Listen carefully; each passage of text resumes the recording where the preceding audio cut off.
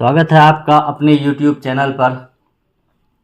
हम लोग मैट्रिक परीक्षाओं में पूछे जाने वाले ऑब्जेक्टिव प्रश्नों को हल करके देखते हैं और ये सभी प्रश्न NCERT और SCERT दोनों बुक से लिए गए हैं। ये प्रश्न परीक्षा की दृष्टि से काफ़ी महत्वपूर्ण हैं। तो चलिए हम लोग आज इस कड़ी में इकोनॉमिक्स के चैप्टर 2 राज्य एवं राष्ट्र की आय से संबंधित प्रश्नों को हल करके देखते हैं। हमारा पहला प्रश्न है, राज्य एवं राष्ट्र की आय सन 2008-9 के अनुसार भारत की औसत प्रति व्यक्ति आय क्या है? ऑप्शंस हैं 22,553 रुपये, 25,494 रुपये, 6,610 रुपये, 54,850 रुपये। इस प्रश्न का सही जवाब है 25,494 रुपये। ये आंकड़ा 2008-9 के अनुसार है। अभी वर्तमान में ये आंकड़े बढ़ गए हैं, लेकिन हमारे जो पाठ्य पुस्तक में है वह 2008-9 का ही आंकड़ा दिया हुआ है, इसलिए हम उसी को पढ़ेंगे। तो अगला प्रश्न हमारा है, भारत में वित्तीय वर्ष कहा जाता है? ऑप्शंस है 1 जनवरी से 31 दिसंबर तक, 1 जुलाई से 30 जून तक, 21 अप्रैल से 31 मार्च तक, 1 दिसंबर से 31 अगस्त तक। तो इस प्रश्न का सही जवाब जो होगा वह होगा 1 अप्रैल से 31 मार्च तक। इसमें टंकनीय मिस्टेक है, 21 अप्रैल नहीं, वह 1 अप्रैल होगा। दोस्तों, जो साधारण वर्ष होता है हमारा वह होता है जनवरी से दिसंबर तक, लेकिन जो फाइनेंशियल ईयर होता है या वित्तीय वर्ष होता है वह अप्रैल से मार्च तक चलता है।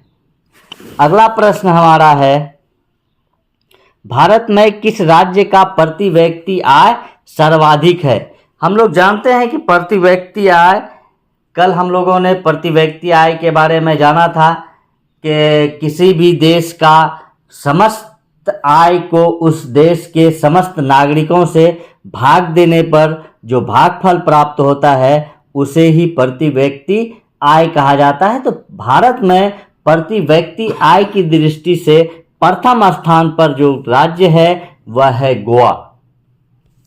अगला प्रश्न हमारा है, बिहार के किस जिले का प्रति व्यक्ति आय सर्वाधिक है? यहाँ बिहार में जिलों की बात हो रही है, तो ऑप्शंस हैं पटना, गया, शिवहर, नालंदा। तो इस प्रश्न का सही जवाब होगा पटना। पटना के लोगों का प्रति व्यक्ति आय बिहार में सबसे अधिक है। अगला प्रश्न है, राष्ट्र राज्य क्या है? उत्पादन एवं आय गणना विधि आर्थिक दृष्टिकोण से है। ऑप्शंस है सहज, वैज्ञानिक, व्यावहारिक, उपयुक्त, तीनों।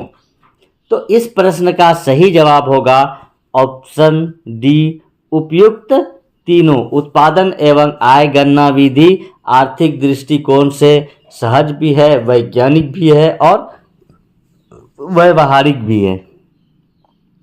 अगला प्रश्न हमारा रिक्त स्थानों की पूर्ति वाला प्रश्न है, बिहार की खाली जगह प्रतिशत आबादी गरीबी रेखा के नीचे गुजर बसर करता है। गरीबी रेखा से नीचे गुजर बसर करने वालों को BPL बोलते हैं, बिलो इन पॉवर्टी लाइन।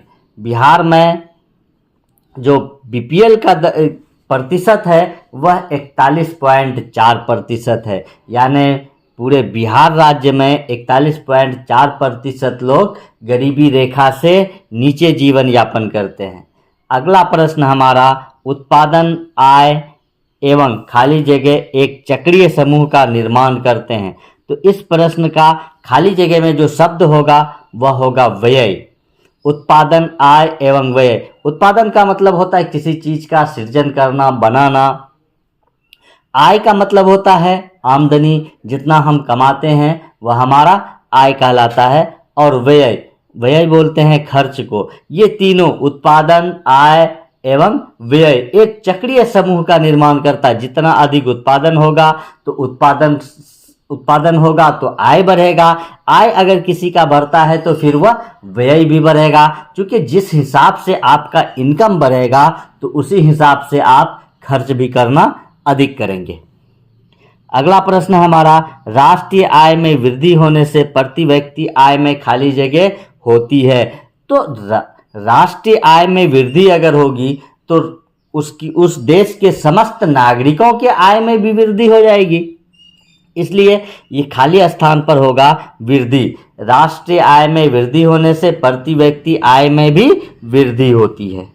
अगला प्रश्न हमारा है, राष्ट्रीय आय एवं प्रति व्यक्ति आय में वृद्धि होने से खाली जगह की क्रिया पूरी होती है। तो विकास, इस खाली जगह में होगा विकास की क्रिया पूरी हो जाती है। राष्ट्रीय आय एवं प्रति व्यक्ति आय में यदि किसी राष्ट्र का आय बढ़ेगा तो प्रति व्यक्ति आय भी बढ़ना स्वाभाविक बात है। और प्रति व्यक्ति आय भी यदि बढ़ जाएगा तो हम उस देश को विकासशील देश कहेंगे या विकासीय देश कहेंगे।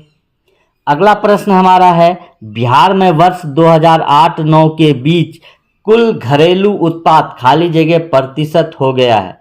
इस प्रश्न का सही जवाब जो होगा वह 11.3%। उस पीरियड में 2008-9 में सकल घरेलू उत्पाद के मामले में बिहार सबसे आगे था। ये गुजरात से भी आगे था उस समय में। अगला प्रश्न हमारा है, सही एवं गलत कथन की पहचान करें।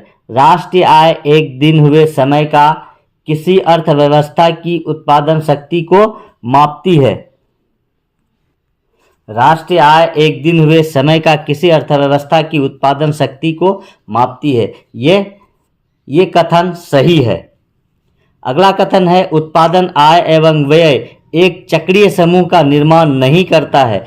अभी एक प्रश्न में हम लोगों ने देखा था कि उत्पादन, आय एवं व्यय एक समूह का निर्माण करता है, तो यहाँ कह रहा है नहीं करता, इसलिए यह गलत है।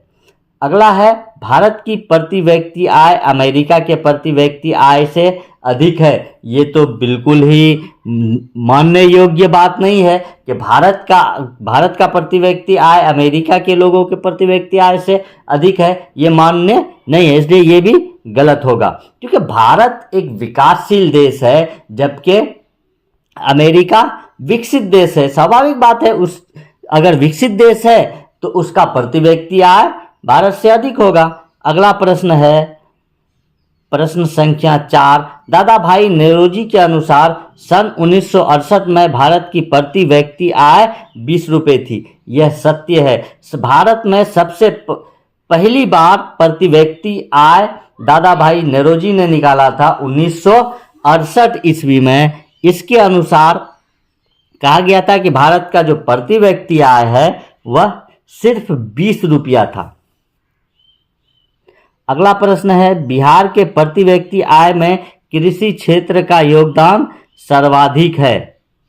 यह कथन भी सही है, क्योंकि बिहार का प्रति व्यक्ति आय में सबसे अधिक योगदान जो है वह कृषि का है, क्योंकि यहाँ अधिकांश लोग कृषि कार्य में संलग्न है। कोई उद्योग धंधा या तृतीय क्षेत्र का क्रियाकलाप नहीं है, इसलिए बिहार के अर्थव्यवस्था में कृषि का योगदान सबसे अधिक है। आगे कुछ फुल फॉर्म दिए गए हैं जिसका संक्षिप्त रूप को पूरा करें। ये फुल फॉर्म भी 1-2 प्रश्न में पूछे जाते हैं। इसका पहला है जीडीपी। इसका सही होगा ग्रॉस डोमेस्टिक प्रोडक्ट। हिंदी में इसे सकल घरेलू उत्पाद कहा जाता है। अगला है पीसीआई, पर कैपिटा इनकम। इसी को प्रति व्यक्ति आय बोलते हैं। अगला है NSSO, national sample survey organisation. यहाँ टेक्निकल टंकनीय अशुद्धि है, ये सैंपल नहीं नेशनल स्टैटिक सर्वे ऑर्गेनाइजेशन होगा। NSSO national static survey organisation, राष्ट्रीय सांख्यिकी, हिंदी होता है इसका राष्ट्रीय सांख्यिकी संगठन।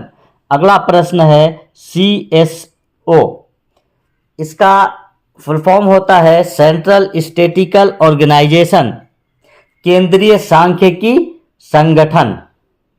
अगला प्रश्न है GNP, ग्रॉस नेशनल प्रोडक्ट, सकल राष्ट्रीय उत्पाद, हिंदी में बोलते हैं सकल राष्ट्रीय उत्पाद। अगला है NNP, नेट नेशनल प्रोडक्ट, शुद्ध राष्ट्रीय उत्पाद। अगला है NI, इसका होता है नेशनल इनकम, हिंदी में बोलते हैं इसको राष्ट्रीय आय। अगला है economic development of India, EDI, economic development of India.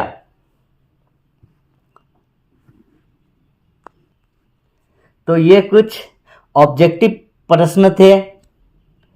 हम लोग इसमें सब्जेक्टिव प्रश्नों को अभी नहीं बना रहे हैं, उसके लिए हम लोग फिर से अलग सेटअप करेंगे और नए वीडियो में आपको लघु उत्तरीय और दीर्घ उत्तरीय प्रश्नों को हल करवाएंगे। अभी फ़िलहाल हम लोग ऑब्जेक्टिव के प्रश्नों को ही हल करते हैं। धन्यवाद।